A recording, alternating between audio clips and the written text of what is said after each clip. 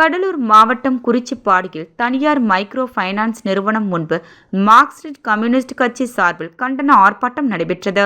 கடலூர் மாவட்டம் குறிஞ்சிப்பாடி அடுத்த குருவப்பம்பேட்டை கிராமத்தில் கடந்த சில நாட்களுக்கு முன்பு வள்ளி என்ற 59 வயது மூதாட்டி தனியார் மைக்ரோ ஃபைனான்ஸ் நிறுவனத்தில் மகளிர் சுய உதவி குழு மூலம் 3 லட்சம் ரூபாய் கடன் பெற்றிருந்த நிலையில் வறுமை மற்றும் வேலையின்மை காரணமாக மாத தவணை கட்ட முடியாத நிலையில் மைக்ரோ ஃபைனான்ஸ் நிறுவனத்தினர் வள்ளியை தொடர்ந்து கடன் கேட்டு வற்புறுத்தியது மன உளைச்சலில் அவர் தூக்கிட்டு தற்கொலை செய்து கொண்டார்.